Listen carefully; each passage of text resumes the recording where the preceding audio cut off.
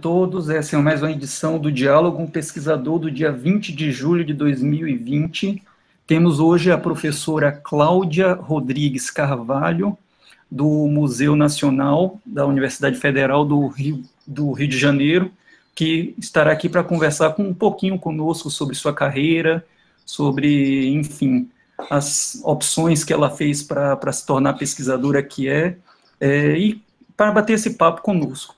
A dinâmica que a gente utiliza aqui, a professora faz uma fala inicial, apresenta o que para ela seja conveniente, e a gente depois, na sequência, faz as perguntas para a professora, dirige as perguntas para a professora.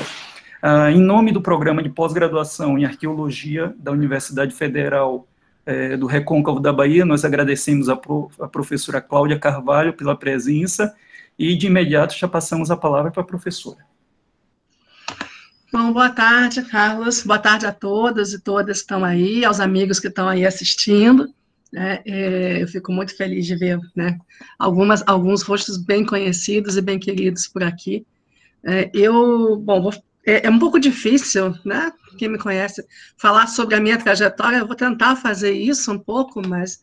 e aí eu peço que vocês, né, que estão mais curiosos, puxem coisas ou questões. Tem algumas pessoas que me conhecem já né, da época do mestrado, o Albérico está aí, então ele tem lembranças aí do início da minha trajetória enquanto pesquisadora, então acho que vai ser bem curioso fazer essa conversa com vocês, né? É sinal de que a gente está envelhecendo também, né? Que já pode falar sobre carreira e trajetória, sinal de que já dobrou o cabo da Boa Esperança, então já tenho o que falar sobre o que fez, né, de bom e de ruim. Então, para começar, eu sou de formação arqueóloga, né, eu cheguei a fazer ainda novinha 6 meses de história. Na verdade, eu parei até os 6 meses porque era na PUC, eu estava sem dinheiro, a família estava passando por uma situação difícil, eu parei um pouco, e quando a coisa melhorou, eu não quis voltar para a história. Eu já conhecia melhor um pouco dos campos, a minha intenção sempre foi arqueologia, mas aí diziam que o curso talvez não fosse bom, o único curso de graduação que tinha nessa época era na Estácio, né? E aí depois, com o tempo, né, conhecendo melhor o campo, fui vendo que não era bem assim, e fui para Estácio. Me formei em 94, e lá eu conheci diferentes questões, né, diferentes temas que me interessavam, alguns que participaram ativamente da minha formação e outros que eu tenho recuperado agora, né, que são mais assim, os temas ligados a questões sensíveis, a questões, a simbolismo, etc., que eram coisas que naquela época me interessavam muito, e assim, acho que talvez uma vertente, uma visão um pouco mais tradicionalista. Na época eu não conseguia achar o campo ou exatamente o que eu queria fazer. Rapidamente eu me interessei por alguns tópicos, além do simbolismo, de questões sensíveis, ligados um pouco à teoria, a discussões associadas à teoria, e também ao estudo dos remanescentes humanos, né, que foi a vertente que assim, caracteriza a minha trajetória, né, ao longo desse tempo, acaba sendo um fio condutor de várias coisas. Comecei a me interessar por remanescentes humanos, houve a oportunidade de fazer um estágio no Museu do Índio, aqui do Rio de Janeiro, para trabalhar na área de antropologia visual.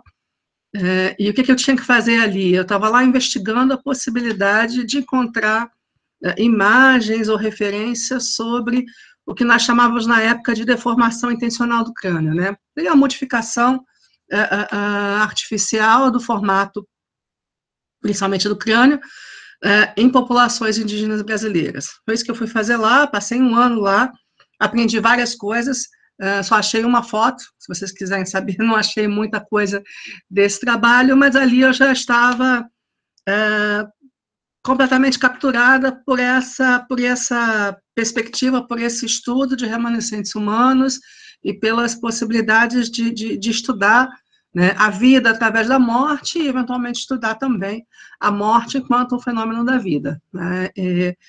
Eu Da graduação, né, eu passei, acho que um ano depois, a ser estagiária do Museu Nacional, e aí do Museu Nacional eu fui para a Fundação Oswaldo Cruz, mais especificamente para a Escola Nacional de Saúde Pública, fazer o mestrado, a especialização, mestrado e doutorado. A especialização foi em paleopatologia, né, o mestrado foi em endemias, né, eu brinco nessa época de pandemia que eu sou uma sanitarista de Araque, né, mas teoricamente eu sou formada pela Escola de Saúde Pública, e na área de saúde pública, mas trabalhando com populações do passado, né, trabalhando com esse olhar para populações tradicionais e populações do passado. Entre o mestrado e o doutorado, eu fiz concurso, prestei concurso para o Museu Nacional, para o setor de antropologia biológica, do Departamento de Antropologia, que é o setor onde estão depositadas, né, as coleções arqueológicas ou não, mas as coleções de remanescentes humanos, né. Então, a partir de 1999, eu faço parte do museu, desde então, né, e vou para o doutorado um pouquinho depois, né, vou para o doutorado em 2001, para trabalhar com marcadores de atividade física, né, com uma série de questões.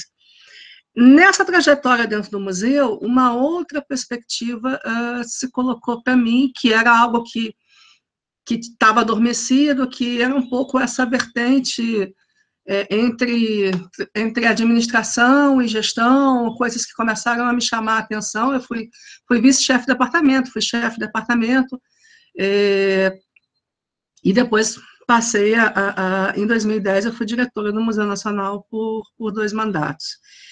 E esse processo de trabalhar questões do museu me levou também para outros campos, né, para discutir gestão de museus, para discutir uma série de coisas.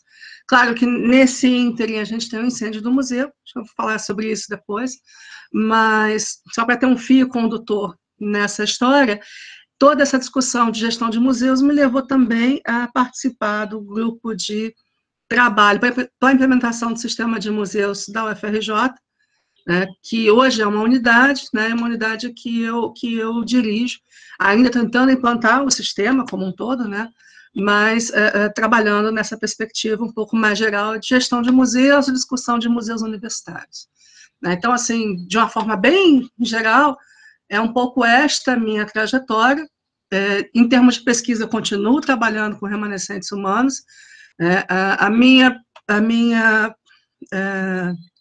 O meu foco principal é em remanescentes humanos de populações litorâneas, principalmente sambaquis, embora eu trabalhe com outras questões. Eu tenho os ensaios com múmias, com material egípcio, tenho outros ensaios interessantes, e tenho agora trabalhado um pouco mais as questões éticas e sensíveis ligadas a esses remanescentes. Falando um pouquinho da trajetória interrompida, digamos assim, que é marcada pelo incêndio do museu, né? Acho que ali foi um divisor de águas em uma série de questões, inclusive parte das questões hoje que eu lido, elas passam, né, por reflexos da tragédia, né? E, ao mesmo tempo, parte um pouco das discussões que a gente vem querendo fazer, né, a nível nacional e em outras áreas também, do contínuo risco que a gente continua tendo nos nossos acervos, né? Nós tivemos há pouco tempo uma outra tragédia, né, de grandes proporções, né, que foi o incêndio no Museu da UFMG. Eu digo de grandes proporções, não pela questão de tamanho e quantidade, não é isso. É que todo o acervo que a gente perde é sempre uma tragédia de grandes proporções, né? Uma das questões que vem, né, fazendo parte do meu dia a dia e das minhas reflexões o que a gente pode contribuir primeiro para tentar evitar isso, o que a gente, em termos de gestão, em termos de administração, em termos de uma série de coisas, e o que a gente pode fazer, né, para quando isso acontece, né? que medidas, que ações, o que a gente pode trabalhar para minimizar um impacto tão terrível quanto esse. E a gente tem falado de incêndios, né, mas poderiam não ser incêndios, podem ser outros tipos de impacto acontecendo sobre os acervos e os elementos que estão sob nossa responsabilidade de guarda. Eu vou parar por aqui, eu não sei, dá para falar muito mais coisa, mas aí eu queria também ouvir um pouquinho o que vocês querem saber, como é que vocês estão pensando em fazer essa conversa. É inevitável ver a senhora e não falar do incêndio do museu, né? Porque a pessoa tem uma carreira inteira feita com tantas coisas, gestão, a implantação do sistema no museu, mas acaba que carimbando a figura da pessoa. E a senhora tem sido reconhecida, sobretudo, pelo trabalho que vem desenvolvendo no resgate dos acervos, aplicando metodologias arqueológicas, enfim, fazer um trabalho fantástico de retornar das cinzas o que ainda resta, né? Então, queria que a senhora falasse um pouquinho dessa experiência, assim, como é que tentar achar esperanças das cinzas. Era isso que eu queria passar. Como é que fazer essa nova trajetória, esse novo caminho para a instituição e refazer o museu? Bom, pois eu sabia que a gente ia chegar aí e de fato, né, por isso que eu não falei muito sobre isso, acho que tem duas coisas, né, isso tem um pouco, né, o título que você colocou para a apresentação, né, é possível renascer das cinzas, né, é a única saída, eu acho, né, porque não tem jeito, não tinha jeito para a gente, não tem outra coisa a fazer senão buscar, né, esse renascimento frente àquela devastação, a tudo aquilo que aconteceu. Acho que todo mundo que está aqui provavelmente acompanhou, porque acho que foi uma das tragédias mais bem televisionadas, né, do patrimônio brasileiro, né, e lentamente televisionadas. Eu estava lá, né, no dia do incêndio, assim que eu soube, né, e pior que eu cheguei lá, eu fui para lá, quando eu vi as imagens, eu fui para lá, calma não, porque ninguém nunca está calmo, eu sabia onde era o incêndio era próximo da minha reserva, mas eu saí com aquela perspectiva, quando eu chegar lá já vai ter apagado, né, porque era um torreão, um pedaço muito específico, né, onde tinha o incêndio. E quando chega lá, a gente descobre tudo, né? Descobre que não tem água, descobre que o fogo está sendo extremamente rápido, e, bom, foi a tragédia toda que vocês viram. E por que eu digo que não tem outra possibilidade, né? No dia seguinte, eu saí de lá, meio que, né, retirada, meu marido me tirou meu celular, me botou para dormir. No dia seguinte, de manhã cedo, eu estava lá, na Quinta, eu e mais um grupo de pessoas. Havia um isolamento enorme, né, quase ninguém conseguia chegar no parque, quanto mais dentro da área do incêndio, mas eu consegui, e aí o primeiro dia foi lá, o segundo dia foi lá, o terceiro dia foi lá, né, no nono dia nós estávamos montando a equipe de resgate, né, de fato, com as pessoas que estavam ali, e que simplesmente, uma das características para a escolha da minha equipe, parte delas simplesmente não conseguia sair de perto do sinistro e esperava uma forma de recuperar, né, de resgatar alguma coisa. E é claro que o primeiro dia, o segundo dia, todas as tentativas que foram feitas foram tentativas de desespero, né? Do desespero, de vamos, como na sua casa, na sua residência, vamos tentar recuperar aquilo que é possível. Já no terceiro dia, a gente estava dizendo, não, peraí, não dá para entrar de qualquer jeito, né? Não dá para entrar simplesmente para tentar salvar mortos e feridos, porque a situação interna é muito complicada, é muito enrolada. Eu entrei no museu no final da segunda-feira, no final da tarde, até para ver alguns materiais que podiam, uma discussão de um cofre que estava lá, se era um cofre do setor, não, mas eu fui a pedido. Uma outra coisa, quando a gente olhava para tudo aquilo, né, a gente sabia que tinha alguns acervos que estavam ali, né, mas estar ali, no caso de um incêndio, pode não significar nada, porque o incêndio tem a crueldade de preservar a forma até que se toque nela, né?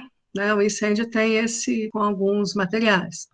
Eventualmente a gente está vendo o objeto e se tocar no objeto, se fizer um movimento errado, aquele objeto se desmancha ou se altera de forma muito, muito acentuada. Então, a gente tinha alguma ideia de que coisas existiam, que tinham coisas que a gente poderia, talvez, recuperar. A extensão visual do incêndio parecia ser enorme. A gente sabia que tinha perdido coleções assim, irreparáveis, uma coleção da entomologia, que era inseto, né, simplesmente não se preservava. A gente sabia que havia perdido muita coisa, mas não sabia o quanto. Então, uma das questões nossas também era que a gente deveria entrar lá, não só querendo salvar as coisas, mas também tentando trabalhar esse sentimento de perda, né?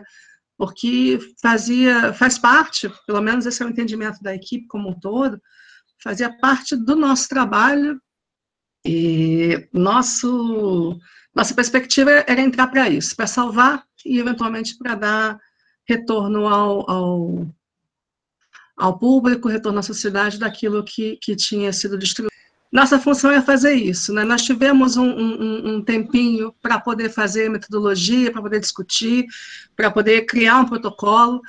O início foi muito, de certa forma, tenso, porque nós tivemos muita solidariedade, muito oferecimento de ajuda, e, ao mesmo tempo, muita expectativa, muita pressão para que alguma coisa acontecesse. Uma das maiores preocupações que nós tínhamos, né, porque havia notícias na mídia que a Unesco viria para fazer o resgate, etc., nós tínhamos uma preocupação de saber se, eventualmente, nós ficaríamos alijados do processo, né. É claro que isso não aconteceu, na verdade, a Unesco veio, de fato, para somar, para ajudar, para contribuir, e os outros órgãos associados, o IBRAM, o IFAM, todos eles, de fato, se organizaram para ajudar o museu na elaboração. Então, a gente estabeleceu protocolo, metodologia para trabalhar, e cerca de 20 e alguma coisa dias depois, a gente já estava lá dentro, né, começando os trabalhos, acompanhando a empresa que era responsável pela consolidação do prédio, e estamos lá desde esse dia, vão fazer agora 2 anos, paramos, a gente estava acabando o resgate, né, estava acabando a atividade de dentro do palácio esse ano, tivemos que interromper o finalzinho, falta muito pouco, mas tivemos que interromper o finalzinho por conta da pandemia, né, nós temos várias pessoas no grupo que são de grupo de risco, inclusive, e estamos esperando agora para ver como é que vai ser esse final, né, quando a gente vai poder voltar, ou se parte da equipe vai poder voltar, e logo depois disso a gente vai passar para uma outra fase muito importante, que deve demorar aí um tempinho também considerável, que é a fase de inventário, né? A gente vai fazer um inventário detalhado dentro do possível, de todo o acervo recuperado, seja arqueológico, seja acervo científico de outras áreas. A gente vai fazer um inventário detalhado para poder finalmente, né, encaminhar todas as peças aos seus respectivos curadores. É uma coisa importante nesse processo, é que o resgate ele é uma instância criada temporária, né, e ela é o resgate no momento que tem, né, a guarda temporária do acervo que está saindo lá de dentro do palácio. Então, a gente vai finalizar o inventário, fazer uma documentação importante que a gente quer ver se a gente consegue disponibilizar para todo mundo, né, salvo as situações sensíveis, e devolver todo o acervo para os respectivos curadores. Por que isso? Porque bom, é um prédio federal, é um acervo, né, obviamente, nacional, há uma série de questões legais ligadas à recuperação do material, então a gente quer fazer uma documentação substancial, substantiva de tudo aquilo que foi recuperado. A gente tem muito receio, muito medo de coisas, ou de usos do nome ou dos acervos do museu em sites, em sistemas clandestinos, uma série de coisas. Então, a gente quer fazer uma documentação, né, bem específica para essa situação. Eu vou pedir agora que vocês perguntem. Aqui é o Bérico, tinha feito a pedido de pergunta. Bom, Claudinha, boa tarde. Muito bom te ver de novo, depois de um tempinho. E realmente, como você falou, né, a gente conhece há bastante tempo e sempre fica muito feliz de ter notícia dos amigos e encontrar com eles nos eventos. Eu queria saber de você se você teria condição de falar para a gente um pouquinho de quantitativo do que foi perdido. Se a gente pudesse fazer uma estimativa do ponto de vista do que se perdeu no incêndio, sei lá, em porcentagem, por exemplo, né? Só para a gente ter uma ideia, porque eu me lembro que na época eu estava num congresso fora do país e um colega chegou para mim, eu não tinha visto ainda a TV, tinha acordado, saído do hotel para ir para a universidade, e aí um colega encontrou comigo e falou, mas rapaz, que pena, não sei o quê, papapá, e eu lá voando sem saber do que se tratava, até ele me falar do que tinha ocorrido. Eu fiquei completamente sem chão, né? Porque para quem conheceu, teve no museu, conhece as pessoas que trabalhavam lá, a primeira coisa que você fica é em choque, né? Aí até chegar à noite no hotel, quando cheguei, liguei, pulei para a BBC, que estava passando justamente uma matéria sobre isso. Eu até gravei no celular essa matéria sobre o incêndio do Museu Nacional. Foi uma coisa que realmente eu chorei na hora, tá? Para ser sincero, eu chorei, porque eu pensei nos anos e anos e anos das pessoas convivendo ali, trabalhando ali, né? E de repente tudo aquilo tinha se acabado por negligência. A gente reclama sempre da questão governamental, evidentemente, mas assim, uma coisa que sem precedentes, né? Do ponto de vista de negligência com relação à ciência, ao acervo e às pessoas que trabalham ali. Então, eu queria só ter uma ideia de quantitativo do que de fato se conseguiu resgatar e do que se perdeu de fato. Teria como você, em linhas gerais, assim, dar para a gente essa ideia? Sim, sim. Uma coisa que é importante, eu não sei se todo mundo sabe, o Museu Nacional, quer dizer, o que queimou foi o Palácio, né, que era a sede do museu, mas algumas coleções importantes estavam em outros prédios, né, no que a gente chama de horto botânico. Então, por exemplo, a nossa biblioteca central fica lá no horto. As obras raras da biblioteca foram protegidas. O departamento de botânica e o departamento de vertebrados também ficam no horto. Então, o que a gente perdeu desses departamentos estavam em condições especiais, estavam na exposição, eram situações um pouco mais pontuais. O departamento de invertebrados estava no museu, e aí, ao contrário, né, a gente tinha algumas áreas pontuais fora do palácio. Como um todo, cerca de 45% das coleções do museu foram perdidas, de uma forma bem geral, né? De tudo, acho que o maior dano, eu consigo ver dois grandes danos, né? A entomologia, que praticamente toda, mas não toda, mas praticamente toda foi destruída. Eles tinham uma reserva técnica que é um grande compactador. O que a gente tem materiais que sobreviveram, que estavam em empréstimo, e algumas outras coleções que não estavam no palácio, né? Por exemplo, a aracnologia, né, também, que é do DI, né, não é do DE, o Departamento de Invertebrados, a aracnologia foi severamente destruída, foi realmente triste quando eu entrei, porque o cenário de incêndio é um cenário difícil, né? No caso da aracnologia, todos os vidrinhos onde tinham os espécimes estavam exatamente na mesma posição, todos quebrados pelo meio. né? Então, quando o curador entrou, ele ficou extremamente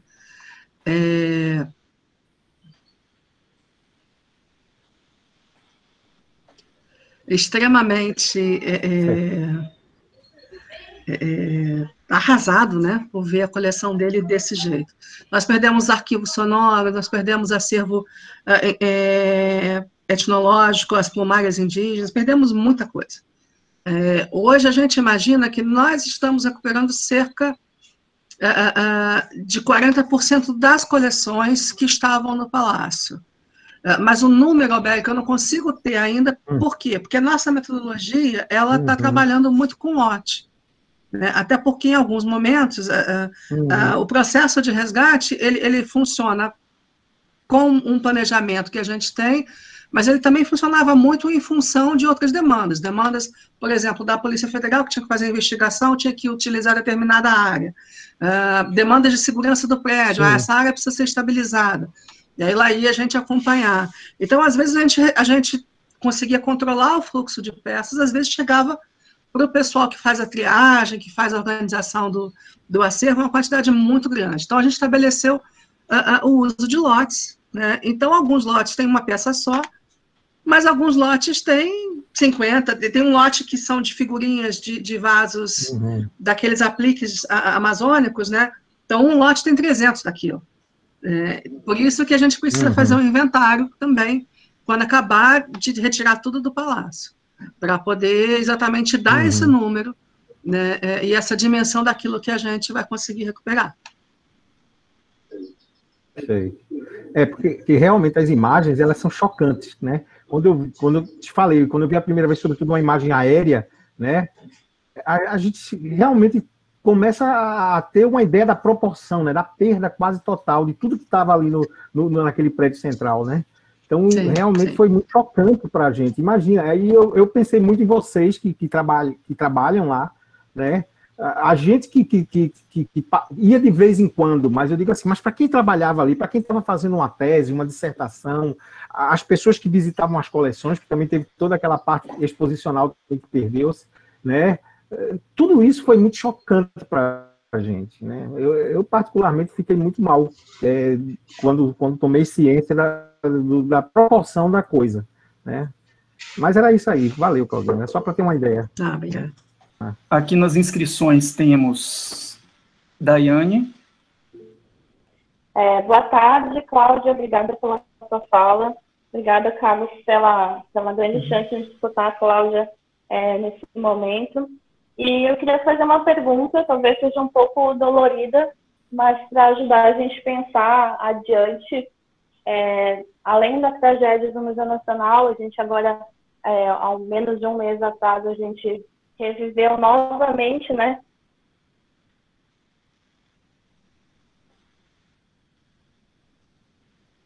Falhou um pouquinho, Daiane, reviveu novamente.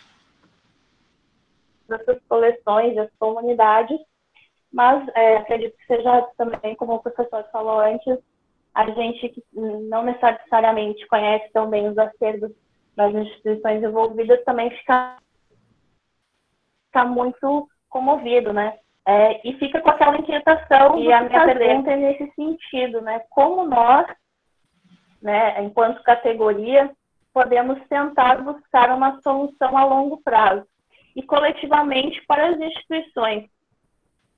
Porque essa é uma inquietação que eu fico pensando como vamos resolver. Não só a situação do Museu Nacional ou o Museu da UFMG, mas porque a gente sabe que agora tem campanhas de arrecadação, projetos, apoios internacionais. Eu fico pensando nessa... Mas existe... Ou enfrentam a mesma de guarda e pesquisa, né? Porque é muito aterrorizante a gente pensar acontecer com qualquer uma a qualquer momento, porque a gente conhecendo elas, a gente sabe que a maioria não está preparada para um sinistro desse. Então, com toda essa discussão, Cláudia, aqui, e esse pesadelo que não tem fim na vida de vocês aí do Museu Nacional, Como é que tu acha que a gente consegue coletivamente construir uma proposta? Eu fico pensando em política pública para tentar evitar que isso aconteça novamente em outro museu, outra instituição. Bom,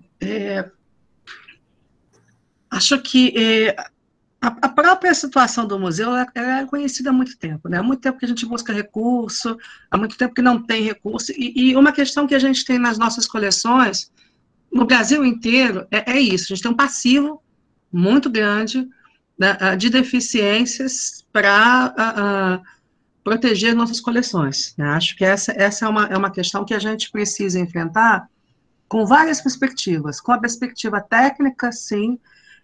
Acho que a gente precisa de especialistas, não estou dizendo nem conservação necessariamente, né, mas especialistas em proteção a sinistros, especificamente para desenhar uma série de coisas. Agora, tem o básico do básico, que é recurso, né, recurso financeiro, recursos materiais, a gente precisa disso, e precisa, eventualmente, de linhas de crédito para isso.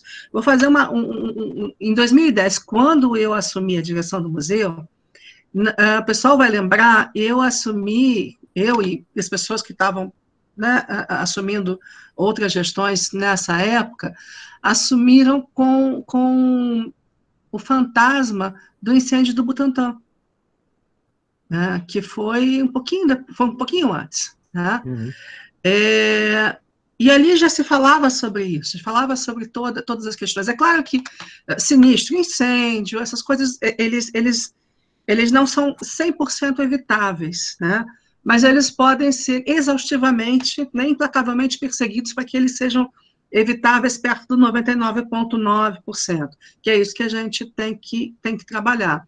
Mas para isso a gente precisa, de fato, de uma articulação muito grande. O que estava acontecendo, por exemplo, no museu, antes do incêndio, era algo, de certa forma, inédito, porque o dinheiro estava vindo, né, houve toda uma articulação grande com o próprio IPHAN, para que todas as possíveis alterações, modificações, tudo aquilo que fosse importante para a segurança, né, acontecesse, né, e só que o sinistro veio antes, né, o sinistro veio antes porque isso já se arrastava, né, se arrasta desde que o museu foi para aquele espaço, né, em termos de adequação de espaço e adequação de segurança. Tanto que o próprio projeto de esvaziamento do palácio, né, de deixar o palácio livre apenas para a questão expositiva, ele vem desde 95, né, então, assim, há muito tempo se tem projeto para se mudar, para se modificar. Então, o que a gente precisa, primeiro, é recurso, segundo, eu acho que é uma sociedade vigilante, né, para a gente começar a fazer pressão, porque acho que é a pressão, é a perspectiva, é a discussão de como é que a gente acha caminhos. Agora, talvez isso possa ficar um pouco mais fácil, mas o Museu Nacional, o Museu da UFMG tem uma característica muito peculiar. São museus em âmbito universitário, né, num espaço onde ser museu aparentemente não é ação final, né, embora eu discuta e discorde disso, mas estão em espaços onde outras coisas, né, onde o ensino e a pesquisa tem outros enfoques e outras perspectivas. Como é que a gente discute linha de financiamento, linha de fomento para acervo, né, dentro desta conversa, né, dentro da conversa dos museus universitários? Como é que a gente discute linha de crédito para outros museus que não são museus universitários, mas estão no âmbito das prefeituras, dos estados, né, então estão em outros âmbitos? A gente precisa, acho que enquanto sociedade civil, nas diferentes organizações da sociedade civil também fazer esse tipo de pressão, né? E precisa, acho que, buscar, sim, né, eventualmente, profissionais, capacitações para segurança específica contra sinistros. Acho que essa é uma questão que tem que ser cada vez mais perseguida, né, talvez de forma pulverizada pelas nossas universidades, que é uma das coisas que a gente pode fazer, mas também de forma sistemática, né, pelos órgãos pelos órgãos governamentais, né? Como estabelecer estratégias, né, e formação e ter, né, equipes formadas em prevenção de sinistro e atualizadas para isso, né? Além da questão do financiamento. Sem financiamento, né, não adianta a gente sonhar com as condições ótimas, com sistemas de segurança eletrônicos altamente eficazes, mas que, de repente, né, funcionam durante 2 anos, no 3º ano já não tem mais como fazer a licitação, já não tem mais recurso, já não consegue mais atualizar, já tem que buscar uma outra coisa, e os problemas que a gente tem, quer dizer, principalmente que são vivenciados, né, dentro do governo, ou dos governos, né, mas que também se repercutem na área privada, né, em outras estruturas aonde, né, nossos acervos estão. Não sei se eu ajudei a responder, se você quer puxar alguma coisa mais específica. Não, foi perfeito, Cláudia, obrigada. A gente fica pensando num plano de ação coletiva, né? A proposição de uma política pública, porque a gente, por exemplo, em museus pequenos, instituições de guarda pequeno, a gente sabe que falta dinheiro para a luz, né? Falta dinheiro para águas. Os pesquisadores, isso é quase uma prática já, pagam as coisas com seus próprios dinheiros pessoais. Então, assim, como a gente vai resolver um sistema de combate a incêndio? Só o projeto custa dinheiro, né? A gente não consegue instalar um sistema de combate a incêndio menos de 30 mil reais. Então, isso acaba sendo um problema, eu acho que de política pública mesmo, mas como conseguir isso num contexto tão complicado como o nosso, né, que a gente está tendo que bater em coisas básicas, né? Então, eu acabo ficando meio desanimada com essa situação. E eu acho que vocês que têm uma experiência dessa discussão podem auxiliar bastante nesse sentido, né, de mostrar caminhos que certamente vocês percorreram, que a gente não percorreu ainda. Mas obrigada, foi muito esclarecedor. Deixa eu só fazer uma complementação, então, Daiane. É importante a gente atuar em rede, né? Atuar em rede de que forma? O meu conhecimento eu posso passar para vocês, né? O que a gente sabe, o que a gente consegue, né, dividir, compartilhar. Isso desde informações, né, eventuais sobre o que a gente conhece, o que vivenciou de bom ou de ruim, né, ao longo desses sinistros, quanto também, por exemplo, um termo de referência, um levantamento de boas práticas. Acho que é fundamental também, enquanto sociedade organizada, os próprios museus colaborarem uns com os outros, né, porque, eventualmente, aquilo que um museu pequeno não pode fazer, o museu grande já fez, e aí pode compartilhar, pode ajudar. Então, assim, essa ação em rede, uma ação colaborativa, isso é fundamental. A gente precisa, de fato, fazer com que as informações, que as conversas, elas passem por todos os atores. E, por exemplo, eventualmente, museus em diferentes esferas podem também trabalhar cooperativamente para os museus menores que estão em outros lugares, até discutindo, né, quem tem acesso à discussão, né, nas esferas superiores governamentais, a parlamentares, etc. Então, se a gente atua em rede, a gente consegue atuar para todo mundo, né, e não só para o nosso problema em especial, porque, na verdade, quando a gente perde um acervo, é todo mundo que perde, né? Então, uma coisa que acho que as pessoas não perceberam com o incêndio na UFMG, né, e o incêndio no Museu Nacional, a gente tem, assim, poucos locais, por exemplo, diminuiu a quantidade de locais importantes que tenham remanescentes humanos de grande antiguidade, né, no Brasil.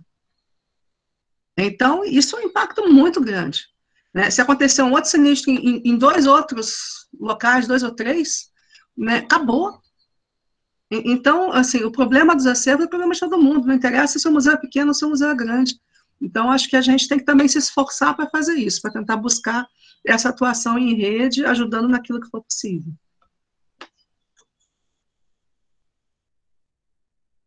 Realmente, Cláudia, você foi em cima do ponto que eu tinha. Foi a primeira coisa que me veio à cabeça quando eu vi o incêndio do Museu Histórico de História Natural de Belo Horizonte, digo, meu Deus, parece que é graça. Perdemos o Luzia e agora acabamos de perder parte do acervo de Peruaçu. Os acervos mais antigos, os acervos pleistocênicos, estão indo embora. Aquilo que permitia a gente travar discussões que colocam a América do Norte em xeque com relação à nossa antiguidade, que era evidência física, estava indo embora. Então, parece que é, sei lá, a teoria do caos, né? Gustavo. Olá, boa tarde, professora, boa tarde a todos. Professora, eu me chamo Gustavo.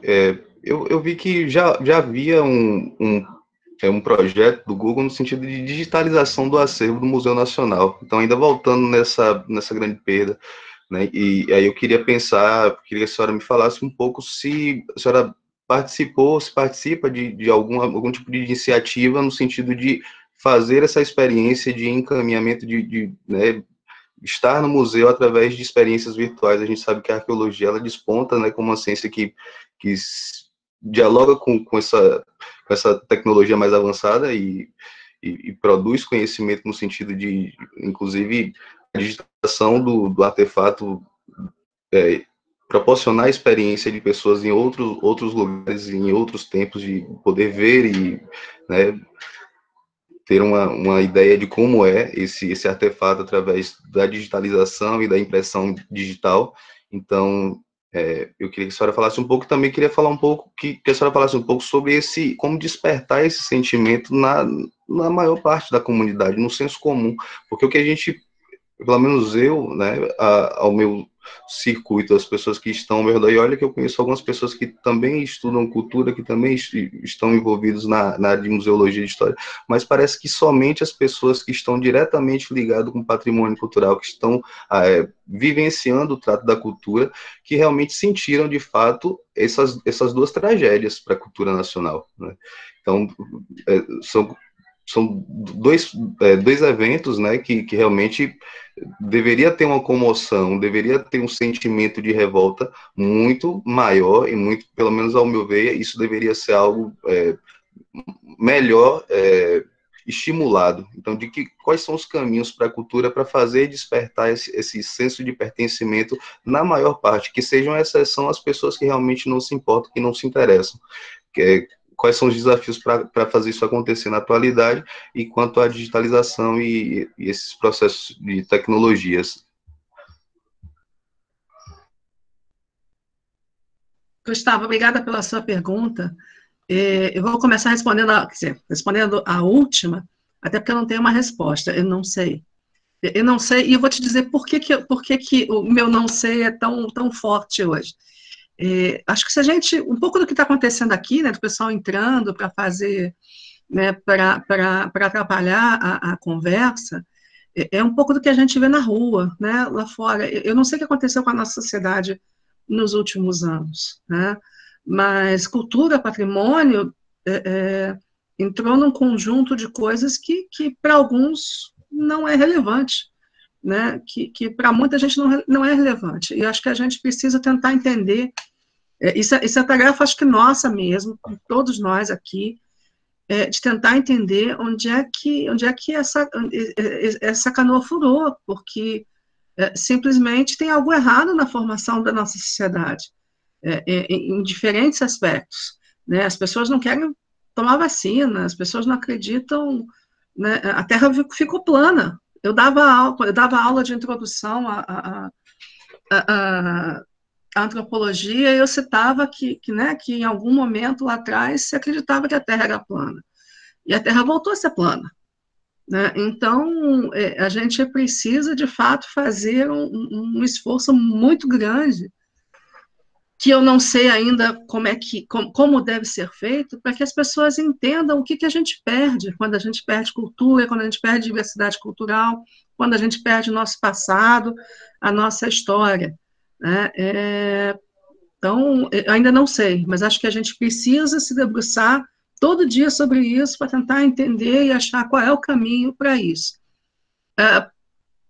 Em contrapartida, a gente vê a quantidade de pessoas que vai lá fora Ia, né, que agora está todo mundo em casa, eu espero, mas a quantidade de pessoas que viajava e ficava horas na fila de um museu só para dizer que foi no museu, né, e eventualmente não entrava nos nossos museus, não tinha essa mesma relação. Não sei se elas vão só para dizer que foram, mas elas estão lá e não estão nos nossos museus.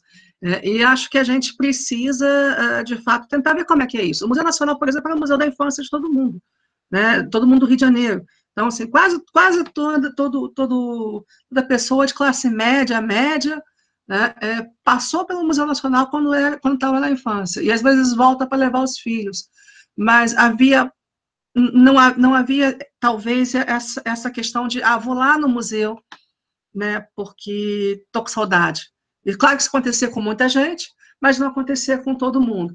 Em compensação, as nossas próprias exposições de arte, exposições de CBB, sempre foram muito visitadas. Então, a gente precisa entender onde é que está isso, né? Como é que está isso, como é que a gente faz, né, essa relação, como é que a gente dialoga. E aí, passando por isso, eu acho que tem um pouco também nessa discussão da virtualização, né? O Google, de fato, passou por lá, ainda era na minha gestão, fez todo o registro todo o registro da área expositiva do museu, né?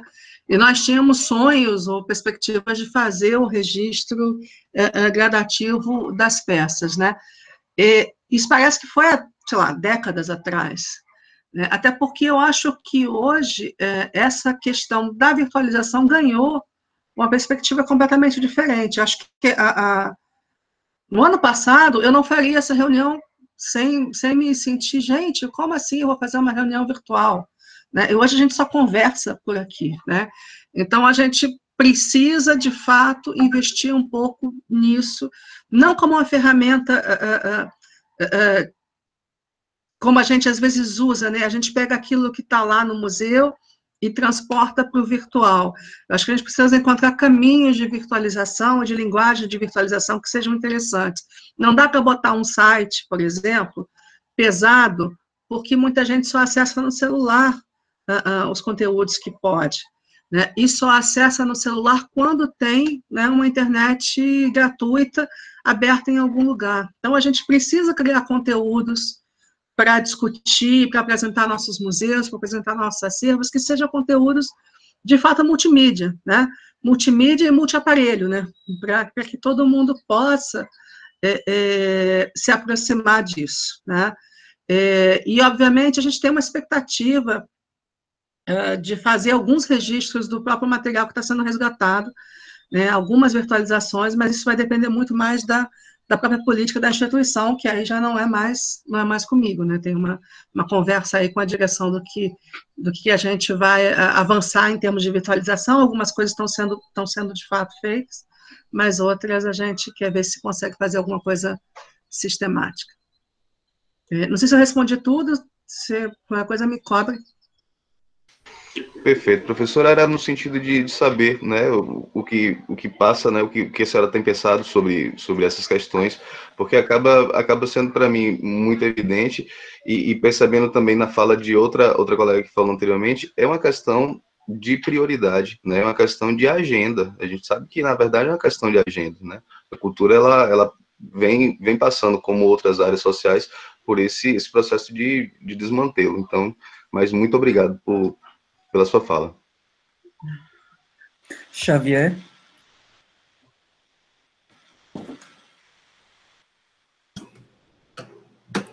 Oi, Cláudia. Bom te ver de novo, não só no ano passado, mas agora esse ano também. Eu, como tenho nascido e criado no Rio de Janeiro, frequentando muito o Museu Nacional, me doeu muito ver todo aquele acompanhamento pela televisão da situação que estava acontecendo lá. Eu queria saber contigo, é uma questão bem pontual, porque eu lembro da área ali do Horto, de algumas coisas que estão ali no Horto. Onde é que esse material que está sendo recuperado no Palácio está indo para onde? Está sendo armazenado aonde? Por enquanto está ali perto, né? Nós criamos um conjunto, né, o que a gente tem hoje basicamente são containers, nós criamos um conjunto de containers que estão ali ali na rampa de acesso, né, nós temos alguns ali, nossa área de triagem e de tratamento inicial, ela é no anexo, né, no telhado, no piso, que está no nível da rua do anexo mesmo, de fato, e todos os containers de guarda estão, por enquanto, nos dois lados da alameda de acesso, né? Ali também nós temos nós temos 4 laboratórios, que são laboratórios duplos, que a gente consegue também fazer o tratamento do material. Deixa eu ver se eu consigo fazer uma coisa aqui. Não sei se eu consigo. Enquanto ela fala, você pode fechar seu microfone, porque volta um pouquinho o eco. Não, na verdade, eu vou procurar aqui. Ah, tá aqui. Deixa eu ver se eu consigo mostrar para vocês. Deixa eu ver se eu consigo mostrar rapidamente o que seria, né? Opa! Só tenha um pouquinho de paciência, que eu estou tentando controlar o computador e fazer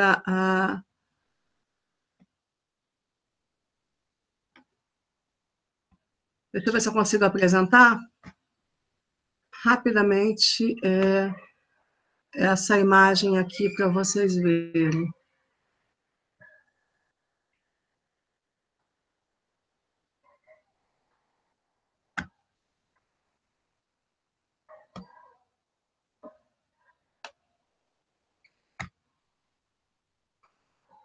Vocês estão vendo? Devem estar vendo a minha tela, provavelmente. Sim, estou vendo. Eu estou vendo agora sim.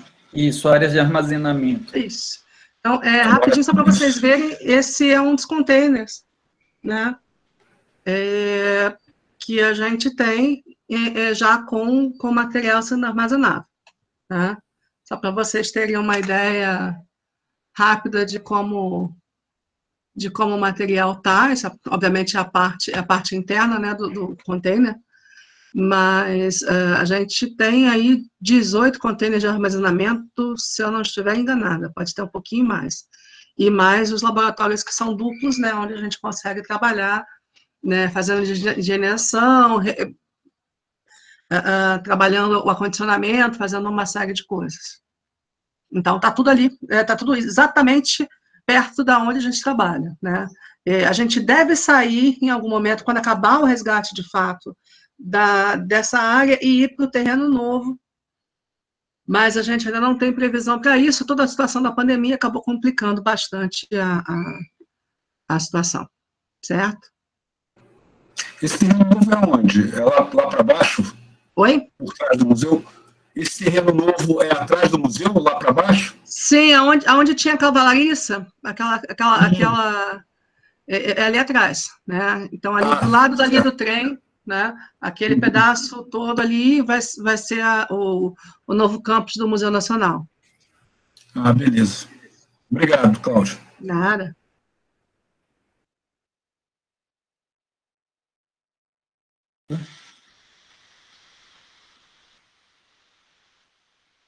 PR, você está por aí?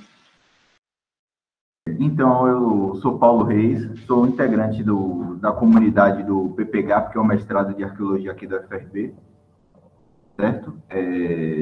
Sou estudante também formado em museologia pela UFRB.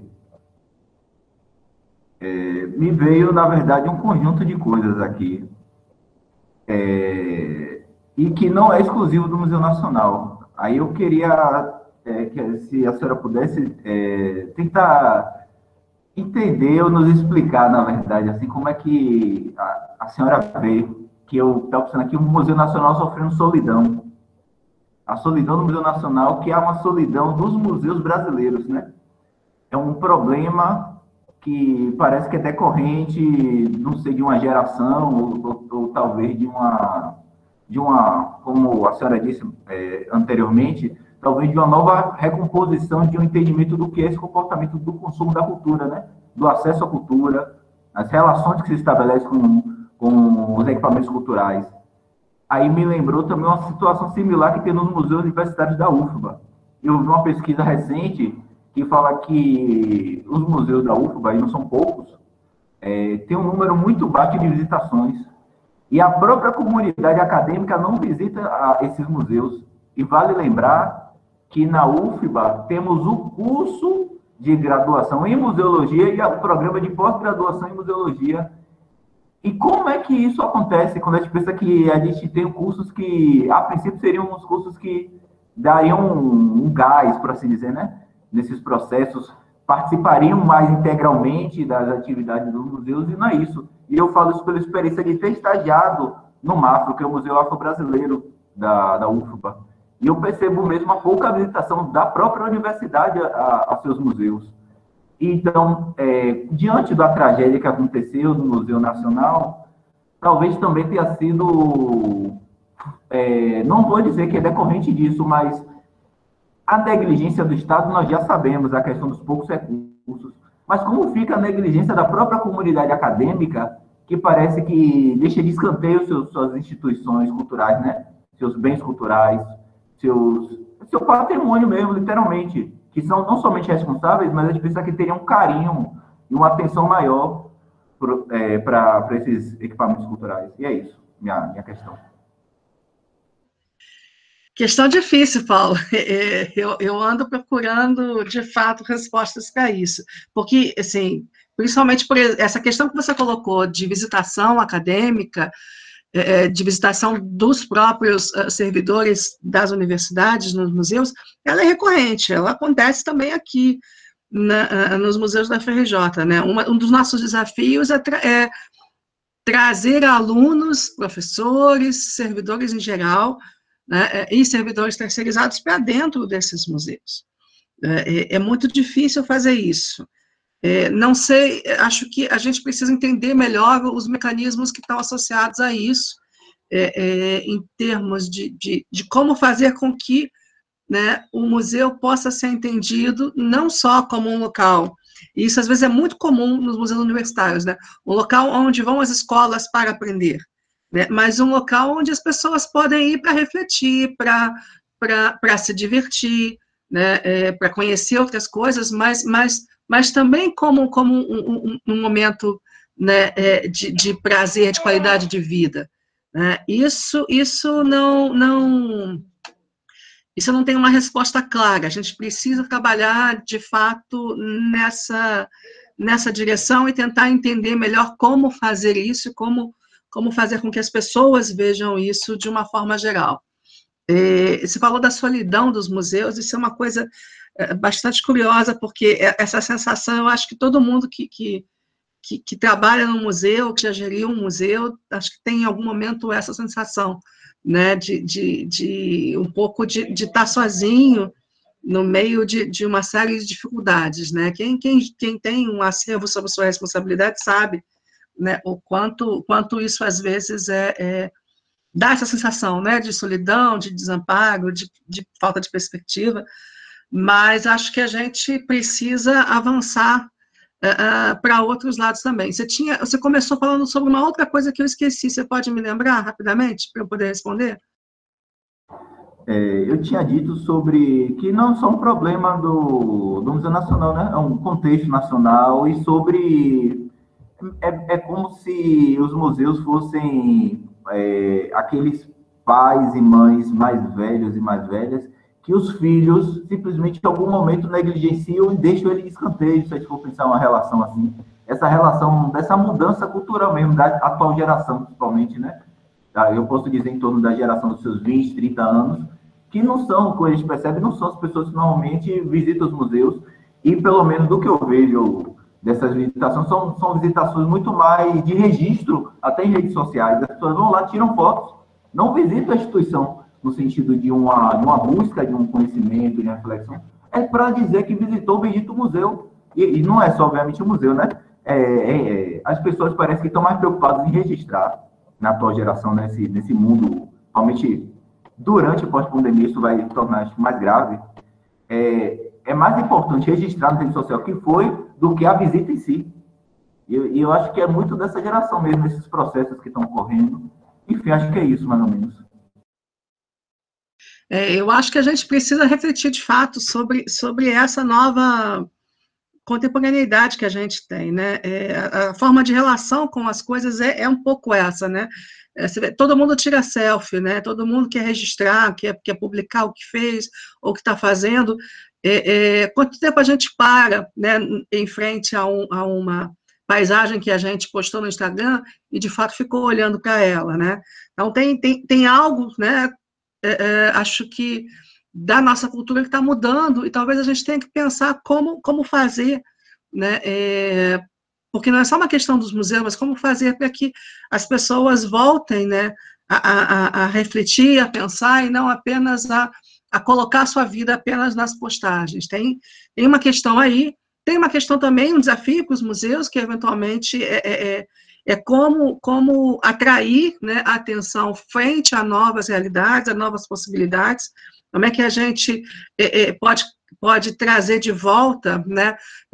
Falo principalmente para os museus que são ainda museus de objeto, né? Como fazer com que as pessoas se encantem ao ver um objeto, se encantem ao ver uma peça, como trazer essa emoção, né, de volta para as pessoas. A gente precisa trabalhar com isso. Aí eu preciso, de fato, é um desafio que eu coloco também para vocês que são museólogos, para a gente discutir em conjunto, né? Eu acho que, acima de tudo, o momento que a gente vive, a gente pode aproveitar, no meio de tantas tragédias, tantas dificuldades, para tentar refletir mesmo, e tentar ver como é que a gente pode atuar nessa sociedade que nas últimas 2 décadas se transformou de uma forma ímpar, eu acho, né? Numa velocidade que surpreende, né? Todo mundo que for pensar para ver como nós mudamos de comportamento nos últimos 20 anos.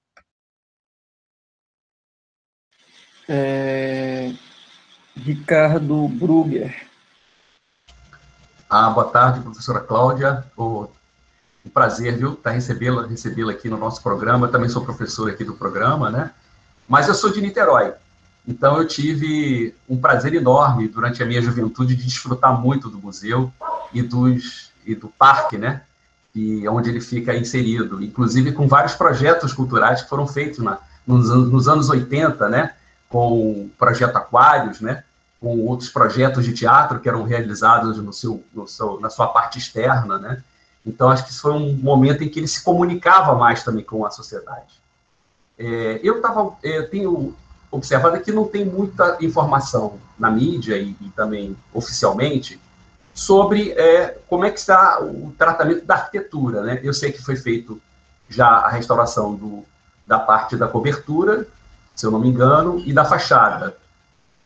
Você teria alguma informação para a gente sobre como que está sendo feito, ou que projeto está sendo realizado para, não sei se vai ser reconstituição do prédio, como é que seria, porque isso não está muito claro, né? O que a gente vê, o que a gente tem assim, noção é que tem uma previsão para 2022 da reinauguração de uma parte dele em comemoração à independência, né? Os 200 anos de independência. Aí eu queria assim, só ter uma ideia, né? Se você tem alguma informação, eu como arquiteto urbanista eu fico muito curioso nessa parte, né? De saber como é que está o andamento nessa questão do prédio em si, por gentileza. Obrigada, Ricardo. Eu vou passar o que eu sei, tá? Com uma ressalva, né, de que eu tenho algumas informações, mas pode ser que eu não tenha todas as informações exatas, né, de todo o processo, já que eu acompanho também apenas como espectadora também. Então, o que nós temos é que estão finalizando, organizando, né, os projetos para a recuperação da fachada e dos telhados. Isso deve ir para as discussões, licitações, deve correr os seus trâmites em breve, né? Os trâmites burocráticos em breve. Então, a primeira perspectiva, até onde eu sei, é isso: recuperação da fachada, principalmente da fachada frontal, né? E recuperação dos telhados, que é o que garante fazer as modificações internas. Quanto às modificações internas, o que será o Palácio, acho que ainda tem algumas discussões, esse é o momento que eu tenho mais dúvidas em relação à acurácia da minha resposta, mas acho que ainda está em discussão o que vai ser feito. Eu sei, por exemplo, que a direção tem o interesse de o bloco de trás, né, que é o bloco 4, que é com maiores intervenções, né, contemporâneas, que eventualmente ele tivesse um pé direito maior, e todo o primeiro bloco, que é o bloco frontal, ele fosse preservado muito próximo do que ele era originalmente, porque é o grande segmento histórico, né? Então, tem umas discussões sobre isso, tem umas discussões ainda sobre testemunhos do incêndio, o que vai ficar, o que não vai ficar, para que essa memória do incêndio seja incorporada, né, à trajetória histórica da própria edificação.